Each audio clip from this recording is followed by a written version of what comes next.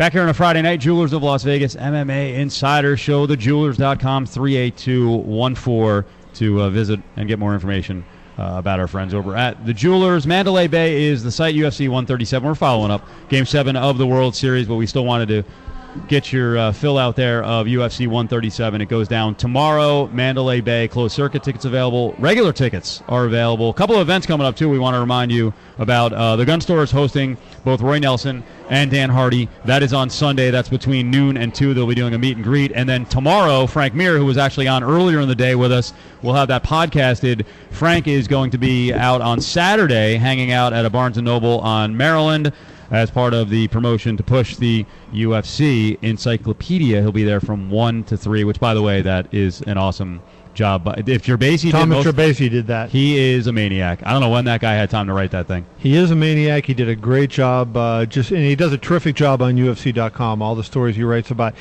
every fighter on the card is amazing. It's insane. He's a great writer and hard worker. All right, picks time. UFC 137, it's changed over time, but when you really look at it, after the stuff with the main event, it was still a very deep card, and there's some really good fights to talk about. So we'll kind of build to the main event here in just a couple of minutes. Tyson Griffin is minus 320 against Bart Palashevsky, but he missed weight. So for me, Kevin, that changes everything. Now I got to be a little nervous because I like Griffin, 10 hours ago. Yeah, he missed weight by 3 pounds. He weighed 149, so that does not bode well. And that's what we talked about when we did our Skype video about Tyson Griffin. I brought the point up. I said, hey, I'm concerned about him going to that weight class and what kind of fighter is he going to be. It's double concern now. Trigg would know better than I would the impact of missing weight and cutting and all that stuff. But to me, this just throws up a lot of alarm bells, and I will not bet on this fight. I'm going to pick Griffin to win still, but none of my money's going on this fight. Tyson's one of my teammates, one of my training partners, and for him to miss weight is unexcusable.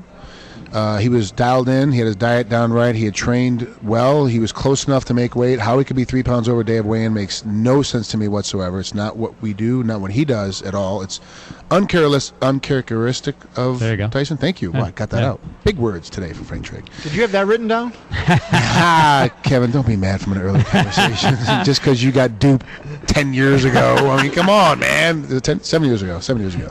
So it sounds like we'll leave you out because you're a teammate. No, but I'm agreeing with Kevin. I'm leaving alone. I was going to bet on this one, and I'm a guy that will bet the favorite from time to time, and I'm leaving this one alone specifically because he didn't make weight, and I think Bart is a little bit tougher and a little bit more angry, and Tyson obviously isn't coming from a place of heat. Dennis Cver is plus 205 against Donald Cerrone. This is a fight, had it gone down 6 months ago, a year ago, the odds may have been different. And not like Cver's been miserable lately. It's just that Donald Cerrone has everyone all fired up. Too big, though, at 245, Kevin.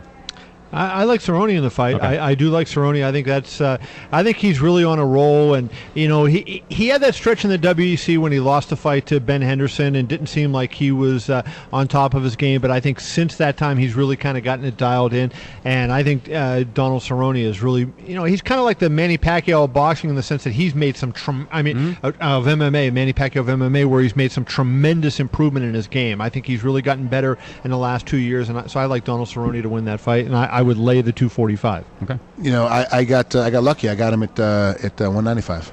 Oh, look at you. Yeah, I took him at 195. I got lucky. I got in quick. I really have a big belief in his style. I like his laid-back ability. I like his, and in this case, it's not that the fact that I don't like the German that much, or Germans in general. It's the fact that he's giving up 6 inches in height and 3 inches in reach, and that really with the Cerrone type of fighter for Cver, it's impossible. It's too much for him. And Cerrone has a much more varied game, I would think. Yeah, way better on his back. I mean, tremendous off his back, amazing from on top, and literally in this fight, he can still be standing and punch this guy in the head with ground and pound. He doesn't have to go to his knees to hit him in ground and pound, so he's very dangerous. Main card, Jeff Curran is welcome back to the Zuffa family.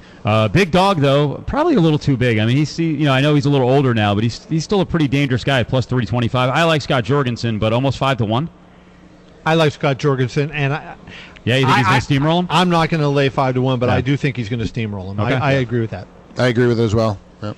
Hyoki, you've had a chance to see him calling fights in Japan. My only doubt about Hyoki, just competition, and he. Don't be racist. Go ahead. Don't be racist.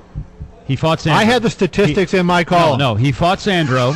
Japanese aren't doing well. He fought Sandro, right? And it was pretty much a dead even fight. And then Sandro had a little trouble in Bellator. So Sandro was supposed to be the bee's knees, and Hyoki, they were kind of even fights, fighters. And as Kevin pointed out, the Japanese fighters have had trouble.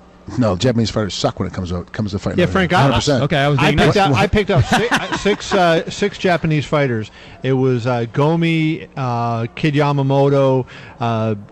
Who else was in there? Doesn't make a difference. Omagawa. You had those guys in. Their winning percentage when they fought in the Japanese organizations was 85%. Yeah. You bring them over here and it was 34%. Close your eyes and grab 6 names out of the hat. When I'd wrestle internationally, we're like, wow, man, he got the first round. You got the Bulgarian, you got the Russian, you got the Pole, you got the German. No, man, I got the Japanese dude. I'll see you guys tomorrow. What do you mean, man? I'm going to sleep. I got a Japanese guy. I don't care. Great technically sound, amazingly technically sound, have no power, have no strength, and cannot carry the cardio pace that Americans bring in international wrestling. Same thing happens with fighting. Yes, the only way they beat the Americans when they were fighting over there is because the jet lag would be affected these younger fighters and weren't used to doing traveling overseas. Now the roles reversed to coming over. Should I have ever beat Takimoto? I mean, that guy was an Olympic champion in judo. I crushed him, and I cut 22 pounds a day of weigh-ins because I came in like a dumbass. And I killed him because I'm that much better.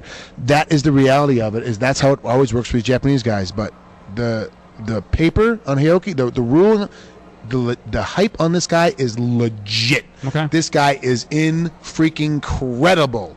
Will you see that tomorrow night? No, you're not gonna see it tomorrow night. So no one here is laying 335 on Hyoki Not against me. Roop. No. Okay. Crocop is back. It may be his last fight. He readily admitted that the other day. He's plus 235. Roy Nelson is minus 275. I love Crocop in this fight. I really do. But the unfortunate problem is that you can't knock out Roy Nelson. And once he takes you down, he's going to lay on top of you and make you want to quit anyway. I like that statement though. He can't knock out Roy Nelson because Roy has a blockhead. No. And the big thing with honestly now with Crocop is because of the athleticism that he's lost, the kicks are not there anymore. That was his big weapon. Right. Mm-hmm. And he doesn't have that same snap on anything that he used to throw. I think it's he doesn't have that speed, that quickness, and that's what makes the power come. Mm-hmm. I like Roy, and I'd actually lay the price. We got about 2.5 minutes left. Frank Trigg, Kevin Iole, Steve Cofield, Jewelers of Las Vegas, MMA Insiders show. Last 2 fights. Kevin could do an hour on Matt Mitrione. He's one of his guys. He's a big NFL and football. You like him? I love. I said Trigg. I love the French. I'm very pro. I like all the French fighters. You got Carmont then? Yeah, that's it. All 2 of them. Congo's plus 120. Mitrione minus 140.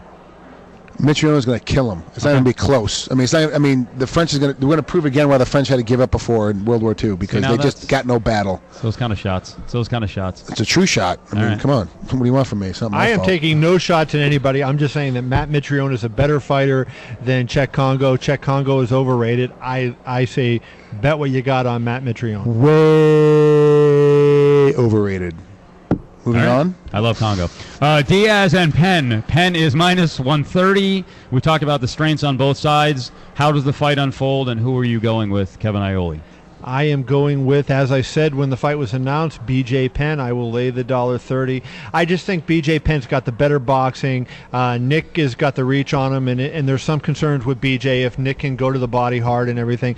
But I think that BJ will figure out a game plan. I also think the one thing that BJ has that you don't necessarily see with Nick is I think he's got some good knees and everything.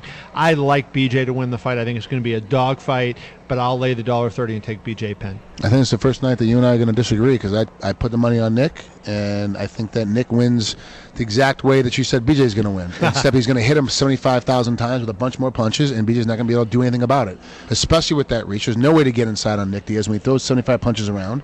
Even if only two of those punches hit him, it doesn't make a difference. It makes the judges believe that he's more active, and he's winning more, and he's hitting more because he's got to defend. Let me ask you this. Neither guy kicks a lot, but do you think, in this case, the fact that BJ's the better wrestler and he's got this reach disadvantage, that if he kicks, that it could throw Diaz off his game and somehow help him it's very difficult to kick against a guy when you have 5 punches coming at you. And yes, they all look horrible, and all of them are hitting very hard, but the accumulation of 1,000 paper cuts eventually kills you. And that's what's going to happen in this fight. Like, BJ's just not going to be able to deal with the overwhelming of the ability of Diaz just keeps coming. Oh, I'm in trouble. Let me take him down to the ground. And he keeps moving, and all of a sudden you got reversed. He gets back up to his feet, and he's coming. What are you going to do? Like, BJ just BJ doesn't have that style that's able to deal with that kind of mess. It's just not going to happen for him. It's unfortunate. But, even the wife and I are in disagreement on this one, and we bet shoes every time we bet. She's taking BJ, I'm taking Nick, and Dad's getting a new pair of shoes. That's how it's going to work. Look at this. Look at those new shoes that are coming out. Yeah. Well, I'm not going to break the tie with any strong statement. This is one of those fights I have no idea on. It's one of my weakest opinions. I do. I think it's an even fight, and it's just going to be a break here or there. I like both guys. Different than what other day you have no opinion. I have a strong. I just said in the face of anti-Frenchiness, I picked Czech Congo, and It's not that difficult. No one likes French fries. Everyone likes freedom fries. I'm fighting for my man. All right. I didn't mean it that way. Yes, you did. You totally meant it that way. All right. Thanks to the Gun Store for backing us on the Jewelers of Las Vegas MMA Insider Show. Roy Nelson, Dan Hardy going to be out there on Sunday, noon to 2. It's 2900 East Tropicana. And, of course, our friends at the Jewelers of Las Vegas. You can follow us on Twitter, at Kevin I, at Frank Trigg, at Steve Cofield. We'll even give our producer and security guard today at Mandalay Bay a pop at Reynolds 2305. We'll talk to you next Friday. Thanks for tuning in late Friday night to the Jewelers of Las Vegas MMA Insider Show. Enjoy the event tomorrow and check out all the coverage on Yahoo with Kevin and myself.